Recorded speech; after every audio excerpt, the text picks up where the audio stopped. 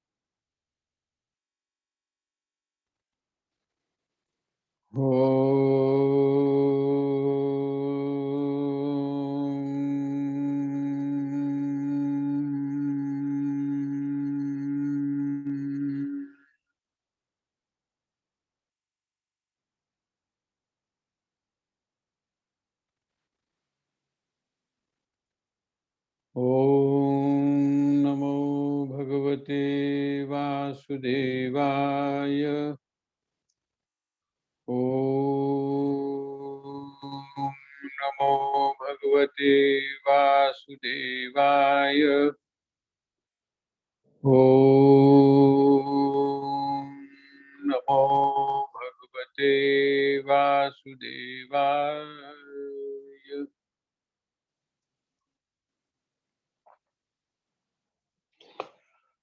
जैसा मैंने अभी आपसे निवेदन किया था कि एक तो मेरे पास में प्रश्न आया है, और वो आया है 9वें अध्याय का जो चौथा श्लोक है।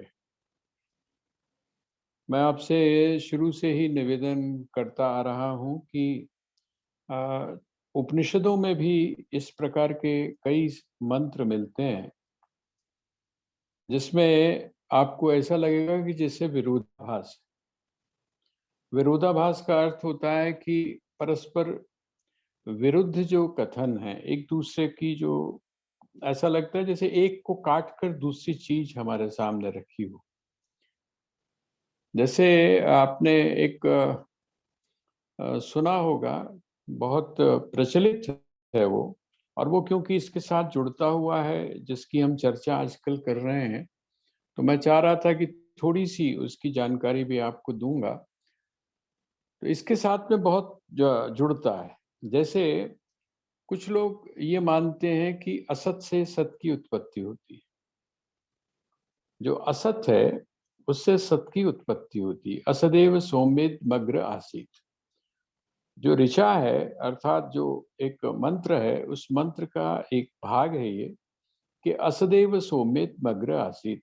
ये जब सृष्टि उत्पन्न हुई उससे पहले असत था। और आप सभी जानते हैं, चाहे वैज्ञानिक दृष्टि से सोचें, चाहे आध्यात्मिक दृष्टि से सोचें, जो स्वयं असत है उससे सत की उत्पत्ति कैसे हो सकती है। इसीलिए गीता में आपने पढ़ा था कि नासतो विद्यते भावो। जो असत है उल्टा, सत से उल्टा समझ लीजिए। सत का अर्थ है जो तीन काल में है, तीन समय में है, भूत में भी है, भविष्य में भी है और वर्तमान में भी है। जो था, जो है और जो रहेगा, इसको हम बोलते हैं सत। और इससे उल्टा, इससे बिल्कुल उल्टा, रिवर्स अगर हम इसको कर दें, जो ना था, ना है और ना रहेगा, उसको हम बोलते हैं असत। तो कहते हैं असदेव सौम्येत मग्र आसीत। हे सौम्य, जो गुरु है वो शिष्य को बता रहे हैं कि हे सौम्य, असदेव सौम्येत मग्र, इस सृष्टि से पहले असत था। अब ये देखिए, एक ये है ऋचा, ये भी वेद की अर्थात मंत्र है। और दूसरी तरफ आता है सदैव सौम्येद मग्र आसीत। हे सौम्य, सत जो था इस सृष्टि से पूर्व सत था, और वो जो सत था उस सत से इस जगत की उत्पत्ति हुई। तो विरोधाभास हो गए। लेकिन ये विरोधाभास जो आपको दिखाई दे रहे हैं, जहां पर भी आपको विरोध दिखाई देता है, जैसे हम चर्चा कर रहे थे कि कौन श्रेष्ठ है, कर्मयोगी श्रेष्ठ है या वो व्यक्ति श्रेष्ठ है जो कर्म सन्यासी है। तो वहां पर जब हम श्रेष्ठ की बात करते हैं या निम्न की बात करते हैं, तो वहां कंपैरिजन किस प्रकार का, योग्यता को लेकर। इसी तरह से ये जो सत और असत, यहाँ पर जो विरोधाभास आपको दिखाई दे रहा है, वो क्या है? वो सत और असत ऐसा नहीं है कि एक दूसरे को काट रहे हों, लेकिन वहां पर क्या है, असत का अर्थ है वो दिखाई नहीं दे रहा, वो आपको अनुभव में नहीं आ रहा। जैसे जब आप खेत को, जब बुआई जब आप करते हैं, आपने खेत बिल्कुल तैयार कर दिया, हल चला दिया, हल चला के आपने उसमें से घास आदि सब निकाल ली। निकालने के बाद में फिर आपने उसके ऊपर पटरा चलाया। मैं पूरी प्रक्रिया आपको बता रहा हूँ। अब जब आपने पटरा चलाया, तो पटरा चलाने के बाद आप, ये नवरात्र में अभी आप बिल्कुल सेम प्रोसेस को करते हैं, सिर्फ अंतर इतना होता है कि आप वहां पर हल नहीं चलाते, मिट्टी लेके आते हैं, उसमें थोड़ी सी आप बालू डालते हैं ताकि उसकी जो जड़ें हैं उसकी जड़ों को सही प्रकार से स्थान मिल सके, फैल सके वो। और उसके बाद में आप क्या करते हैं, आप उसमें बीज डालते हैं, जौ डालते हैं। और जौ डालने के बाद में फिर आप ऊपर से मिट्टी से उसको ढक देते हैं। और जब मिट्टी से ढक देते हैं तो वो जो बीज है वो आपको दिखाई नहीं दे रहा है। वो जो बीज है वो आपको दिखाई नहीं दे रहा। इसीलिए आपने देखा होगा तीसरे और चौथे दिन हम लोग क्या बोलते हैं, हम लोग बोलते हैं दर्शन हुए कि नहीं हुए, है ना? दर्शन हुए कि नहीं हुए। इसका मतलब जो अभी तक था तो सही, ऐसा नहीं है कि नहीं था, बीज था, लेकिन वो हमको दिखाई नहीं दे रहा था। तो असत और सत, इसका मतलब व्यक्त और अव्यक्त, इस रूप में इसकी व्याख्या वहां पर की जाती है। तो आप ऐसा मत समझिए कि वो विरोधी है, विरोधी नहीं है, वो अलग अलग स्थिति का वर्णन है। तो यहाँ जिस समय आप 9वें अध्याय को आप पढ़ेंगे, तो वहां पर जो गुह्यतम जो विद्या है, उस गुह्यतम विद्या को बताया गया। और ये जो चौथा श्लोक है उसी के साथ में जोड़कर आप 5वें श्लोक को भी पढ़िए। वो मैं इसलिए कह रहा हूं कि अब हम लोगों को, हम जिस स्थान पर अब हम लोग डिस्कशन करते हुए पहुंच गए हैं, मेरा जहां तक अंदाजा है, अब हमें 11 महीने हो गए हैं। है ना, शायद शायद मई में हमने इसको शुरू किया था और हम लोग अब अप्रैल में आ गए हैं, तो हमें 11 महीने हो चुके हैं। तो इस 11 महीने में हमको जो ये समझ भी आ जानी चाहिए कि अगर हमने श्रीमद् भगवद गीता को पढ़ना है या हमने किसी भी ग्रंथ को पढ़ना है, तो उसकी प्रक्रिया क्या हो, उसको हम कैसे पढ़ें, उसको हम कैसे समझें। अगर वहां पर विरोध हमको दिखाई दे रहा है, तो वो जो विरोध है, उस विरोध के बीच में जो समन्वय का सूत्र है, जो दोनों को जोड़ता हो, उसको हम किस प्रकार से खोजें, ये हमको, इसका भी हमको अभ्यास होना चाहिए। और ये अभ्यास बहुत जरूरी है अगर हम अपने जीवन में साधक बनना चाहते हैं। तो अब जैसा मैंने आपसे निवेदन किया था कि बड़ी विलक्षण स्थिति है कहाँ की, जिस श्लोक की हम चर्चा कर रहे हैं। कल मैंने कहा था कि थोड़ा सा कठिन है ये श्लोक समझने में। श्लोक समझने में इसलिए कठिन है क्योंकि जैसे हमसे या तो हम इस तरफ होते हैं या उस तरफ। हम लोग ये मानकर चलते हैं कि जो कर्ता है, जिसको हम कर्ता बोलते हैं ना, भगवान ने यहाँ पर इस श्लोक में क्या कहा है ना, वो बड़ा विलक्षण जो श्लोक है वो उन्होंने यहाँ पर बोल दिया। वो कहते हैं कि जो हमारी आम तौर पे एक मान्यता है, हम ये कहते हैं कि वही सब कुछ करता है। कौन करता है? वह जो परमात्मा है, वो परमात्मा ही सब कुछ करता है।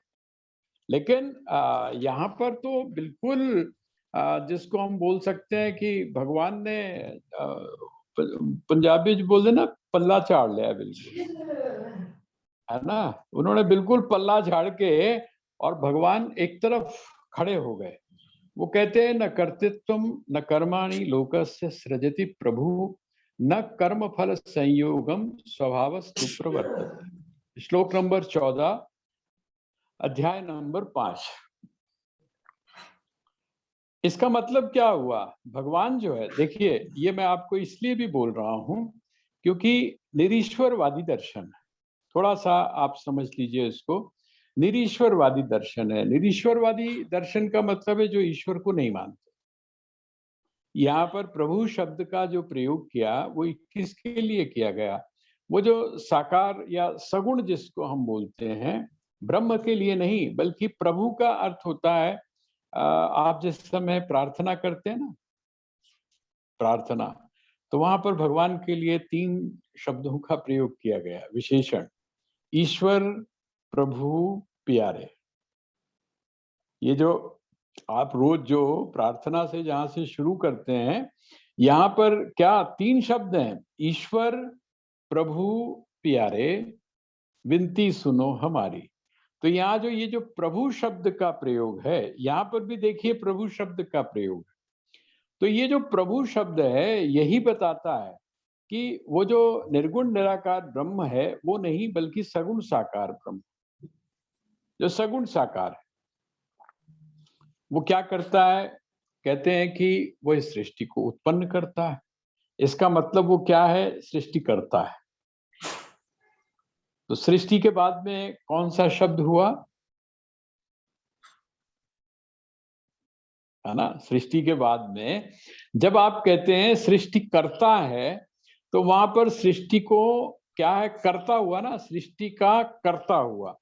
तो ये जो शब्द बता रहा है, ये क्या बता रहा है? कि सृष्टि का कर्ता है। इसका मतलब ये समस्त सृष्टि जो है उसका कर्ता कौन है? तो वो कर्ता है जिसको हम प्रभु बोलते हैं। लेकिन भगवान यहाँ पर उस चीज को नकार रहे हैं।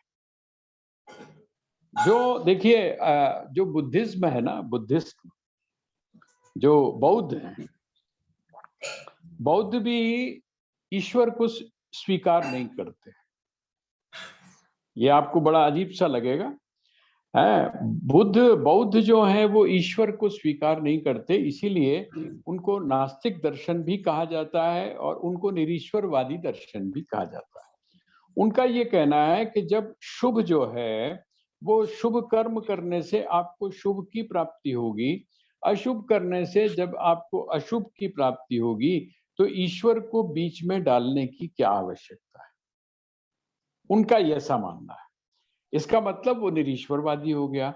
हम लोग अर्थात जो सनातन धर्मी हैं, जो ईश्वर को मानते हैं, उनका ये मानना है कि कर्म क्योंकि जड़ है, कर्म जड़ है ना? और कर्म जड़ है, उसको करने वाला जो है वो नहीं समझता। अब कर्म का जो फल है वो कौन देगा? तो कहते हैं वो अन्य देगा।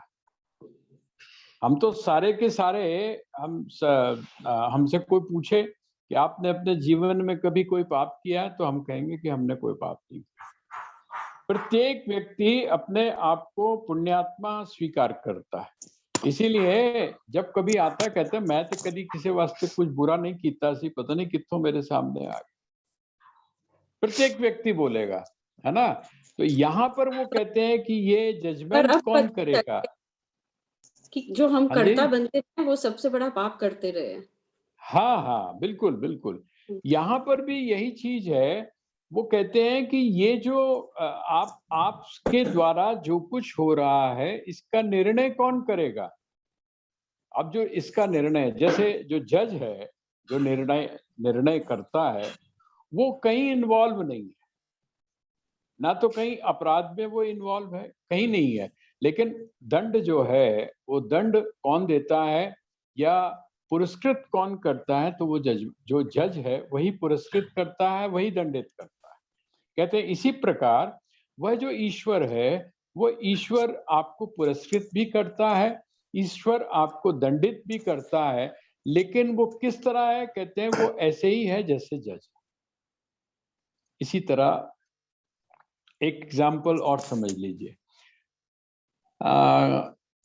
प्रकृति में आपकी जो नेचर है, इस नेचर में जब आप जाकर देखेंगे तो इसमें बहुत सारी चीजें आपको इस बात की पुष्टि करती हुई दिखाई देंगी। जैसे आपने देखा होगा पानी जो है, पानी किससे बनता है? दो गैसेस से बनता है। दो जो गैसेस हैं वो जब मिलती हैं, या मिलती क्या, दो, जैसे अब पानी को जब आप एनालाइज करेंगे तो वहां पर क्या चीज है? वहां पर दो हैं चीजें। लेकिन अगर आप दो चीजों को, दो गैसेस को मिला दें तो उससे पानी नहीं बनेगा, उससे पानी नहीं बनेगा।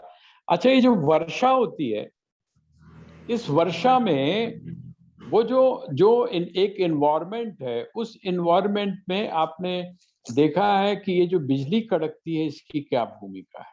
मैं पढ़ रहा था, मुझे खुद बड़ा आश्चर्य हुआ कि वो कहते हैं कि ये जो बिजली कड़कती है, बिजली की उपस्थिति मात्र से, बिजली की जो उपस्थिति मात्र है, उससे वो जो दोनों गैसेस हैं वो एक तरह से अलग होती हैं और वो पानी के रूप में बरसना शुरू हो जाती है। इसका मतलब क्या हुआ? सिर्फ उसकी उपस्थिति मात्र, वो कर कुछ नहीं रही है।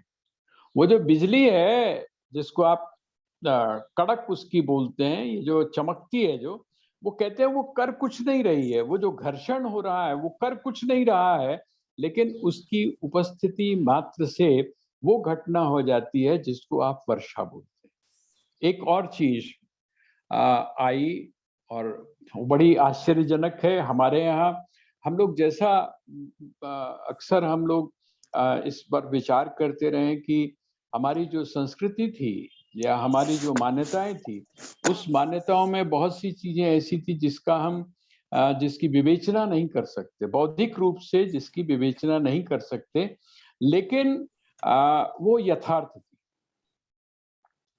बौद्धिक रूप से विवेचना इसलिए नहीं कर सकते क्योंकि वो कोई मैटर नहीं है। जैसे भौतिक कोई वस्तु होती है ना, तो उसको तो आप एक प्रयोगशाला के अंदर आप उसका एक्सपेरिमेंट कर सकते हैं, या आप उसको प्रूफ कर सकते हैं, है नहीं है तो किस तरह का है, उसमें कौन कौन सी चीजें हैं। लेकिन कुछ चीजें ऐसी हैं जो आप उसको नहीं कर सकते। तो मैं एक उसमें एक मनोवैज्ञानिक है, उसका पढ़ रहा था मैं। उसमें उन्होंने कहा कि वो जो मनोवैज्ञानिक है, उसने पूरे जीवन भर एक ऐसे रिलेशन के ऊपर स्टडी की जिसको हम लोग क्या बोलते हैं, माँ और संतान। माँ और संतान पूरा जीवन, मतलब उसने नियर अबाउट 50 इयर्स 55 इयर्स जो है इसी विषय के ऊपर उसने अनुसंधान किया। और उसने क्या पाया, वो कहते हैं कि जो फिजिकल चीजें हैं जो माँ से बच्चे को मिलती हैं, जैसे जिस समय बच्चे का जन्म होता है तो वो कहते हैं कि अब जो उसकी उसकी जो भूख है, उसकी जो पूर्ति है, ये सारी चीजें किससे, ये तो भौतिक है ना, मेटलिस्टिक है। पर वो कहते हैं कि जो माँ की उपस्थिति है बच्चे के पास में, उसने तो बड़ी विलक्षण बात कही है और वो मुझे लगता है कि कहीं ना कहीं सही है। वो कहते हैं जहां पर माँ का अपने संतान के साथ में इंटरेक्शन फिजिकल रूप में नहीं है, माँ जिस समय बच्चे को अपने शरीर के साथ में लगाती है, माँ जिस समय अपने बच्चे का स्पर्श करती है, कर तो कुछ नहीं रही है, लेकिन उसकी जो उपस्थिति है, अगर वो यहां तक उन्होंने बताया कि उसकी उपस्थिति, हम लोग पढ़ा करते थे, अब वो पता नहीं कितना विज्ञान की दृष्टि से है, सही है या नहीं है। वो कहते हैं कि ये जो कछुआ होता है ना, कछुआ, ये जो इसकी जो मादा होती है, माँ जो होती है, वो अंडे देती है और काफी दूर देती है, और काफी दूर देती है और चारों तरफ घूमती रहती है, लेकिन उसकी जो दृष्टि है, जिसको हम बोलते हैं ना कि अंडों को सेते हैं, तो उसकी जो दृष्टि है वो हमेशा अपने बच्चों के जो वो जो अंडे हैं उन अंडों के साथ में जुड़ी रहती है। कहीं पर भी घूम के आए, लेकिन वो घूमते समय भी उसका जो ध्यान है वो अंडों में रहता है, इसलिए वो जो अंडे हैं वो एक तरह से सुरक्षित रहते हैं और वो उसी ध्यान के द्वारा सेए जाते। ये उन्होंने हम लोग भक्ति के रूप में लेते हैं कि आप जो भी कुछ करें, लेकिन आपका ध्यान किसकी तरफ होना चाहिए, परमात्मा की तरफ होना चाहिए। जैसे जो मादा कछुआ है उसका ध्यान सारे समस्त कर्मों को करते हुए भी उस स्थान पर रहता है जहां पर उसके बच्चे हैं या जहां पर उसके अंडे हैं। इसका मतलब क्या हुआ, सिर्फ उपस्थिति मात्र, वहां पर कर्ता नहीं है। ये जो सृष्टि उत्पन्न हुई, ये सृष्टि उत्पन्न होने में उसकी उपस्थिति मात्र। और जिस समय इसको और ज्यादा और डीप में विश्लेषण किया गया, तो वो कहते हैं कि ये जो सृष्टि है ये परमात्मा के साथ जुड़ी हुई भी है और उससे अलग भी, अर्थात परमात्मा इसका कर्ता भी है और इसका कर्ता नहीं भी है। कहते हैं कैसे, कहते हैं अब आप थोड़ा दो एग्जाम्पल के माध्यम से आप इसको समझिए। कहते हैं कौन सा, कहते हैं एक तो है जैसे कुम्हार जो है, उस कुम्हार ने मिट्टी से घड़े को बनाया, कोई भी बर्तन बनाया, और बर्तन को बनाने के बाद में वो क्या हो गया, अलग हो गया। कुम्हार का उस मिट्टी के बर्तन के अस्तित्व के लिए वहां पर रहना कोई जरूरी नहीं है, वो अलग रह सकता है। एक एग्जाम्पल तो ये है। तो क्या वह जो परमात्मा है, उस परमात्मा ने इस जगत को इस प्रकार से बनाया, कुम्हार की तरह बनाया और उसके बाद में अलग हो गया।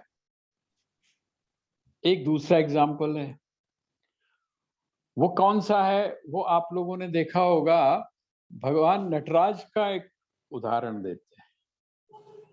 जो भगवान शिव है, भगवान शिव का एक रूप है जिसको हम क्या बोलते हैं, नटराज बोलते हैं। वो कहते हैं नृत्य, और वो जो नाचने वाला है,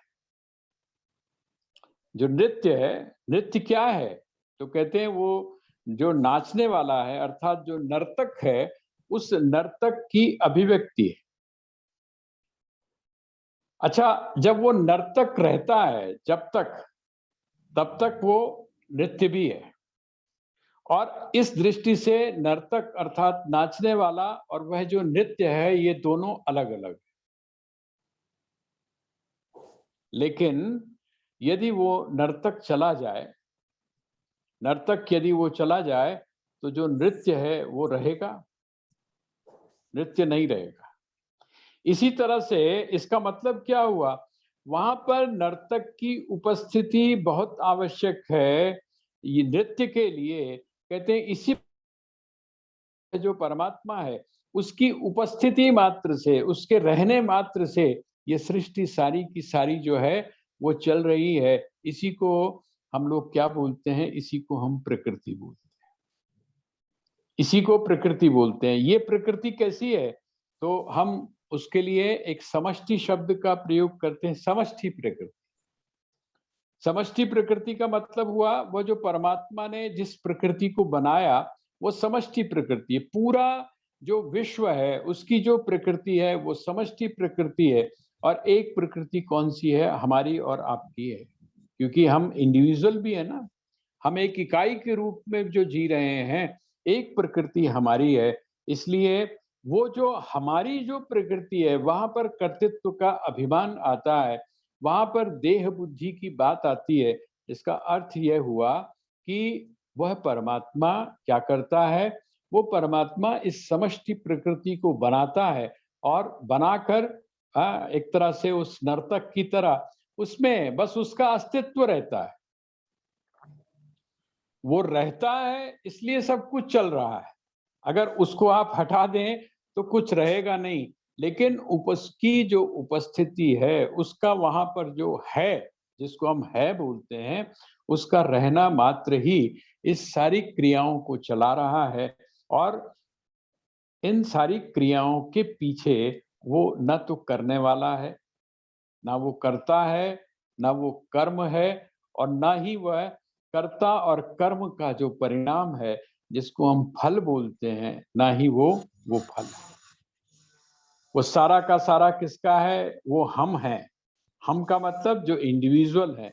ये जो व्यष्टि चेतना है, जिसको हम इकाई बोलते हैं, ये जो इकाई है अर्थात हम और आप, यही उस इन तीनों चीजों का निर्माण करते हैं। कर्ता का भी निर्माण करते हैं हम, कर्म का भी निर्माण करते हैं हम, और उसके बाद कर्ता और कर्म जो है उसके फल को भी हम ही अपने सामने पाते हैं और उसका भोग भी हम ही करते हैं। इसका मतलब ये जो भगवान ने ये जो श्लोक दिया, ये श्लोक और अगला श्लोक दोनों को मिला के जब आप पढ़ेंगे तो और आपको स्पष्ट हो जाएगा।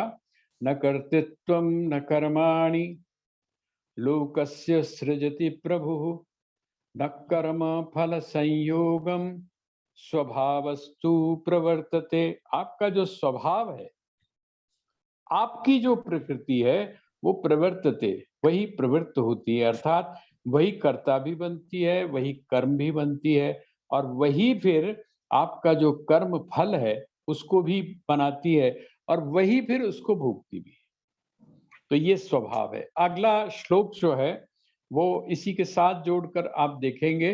नादस्ते कस्यचित् पापम न चैव सुकृतं विभुः, अज्ञानेनावृतं ज्ञानं तेन मुह्यन्ति जन्तवः। ऊपर की जो पंक्ति है ना, ऊपर वाली, इस श्लोक की जो ऊपर की पंक्ति है, उसको आप ऊपर वाले श्लोक के साथ जोड़ दीजिए।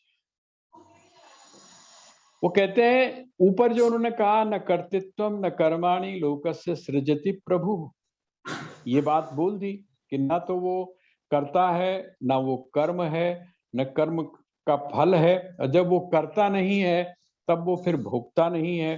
भोगता कौन है? भोगते हम हैं। इसका मतलब करते भी हम ही हैं, और कर्म जो है वो हमारे द्वारा ही संपन्न होता है, और उसका जो फल है, उसका फल की प्राप्ति हम ही को होती है। हम ही उस फल को भोगते हैं। यहाँ पर कहते हैं नादत्ते कस्यचित् पापम। वह जो विभु है, देखिए यहाँ पर विभु शब्द का प्रयोग किया गया है, यहाँ पर प्रभु शब्द का प्रयोग किया गया। जो पहली लाइन है 15वें श्लोक की, इसमें ऊपर देखिए, नादत्ते कच्चित् पापम न चैव सुकृतं विभु। विभु का अर्थ होता है सर्वव्यापक। वो जो सर्वव्यापक ब्रह्म है या वह जो सर्वव्यापक परमात्मा है, जिसको हम विराट पुरुष बोलते हैं, वो विराट पुरुष न दत्ते कस्यचित् पापम। ठीक है, वो कहते हैं वो किसी के पाप को भी ग्रहण नहीं करता है। आपके पाप से भी उसका कोई लेना देना नहीं है और ना ही आपके पुण्य से उसका कोई लेना देना है। ना आपके पाप को वो ग्रहण कर रहा है और ना आपके पुण्य को ग्रहण कर रहा है। इसका मतलब आप ये जो एक बोलते हैं ना कि हम परमात्मा के लिए आप पुण्य जो करते हैं, आप वो कहते हैं कि नहीं, पाप और पुण्य आपके द्वारा जो भी संपन्न हो रहा है वो किसके लिए हो रहा है? वो आपके अपने लिए हो रहा है। जब वो करता नहीं है तो वो भोगता भी नहीं है और जब आप करता है तो आप उसके भोगता भी हैं। अब आप उल्टा सोच कर देखिए, जब आप उसके कर्ता नहीं रहते तो आप उसके भोगता भी नहीं रहते। यही कारण है कि भगवान कहते हैं तू एक बार मेरी शरण में आ जा, मैं तेरे सारे जो पाप हैं उन पापों को हर लूंगा, तेरे को पापों से मुक्त कर। भाई जब तो तेरे में कर्तृत्व का अभिमान ही समाप्त हो गया तो वो जो कर्ता के साथ में जो भोक्ता था वो भोक्ता भी चला गया। वो कहते ना, एक शराबी था, पी हुई थी और राजा के सामने पहुंच गया और राजा के सामने पहुंचकर कहता है कि तुम्हारे हाथी की कीमत क्या है? राजा को बड़ा गुस्सा आया। राजा ने कहा कि कमाल की बात है, ये मेरे हाथी की कीमत जानना चाहता है, इसको सजा दो। तो मंत्री समझदार था, मंत्री ने समझ लिया कि ये जो आया हुआ है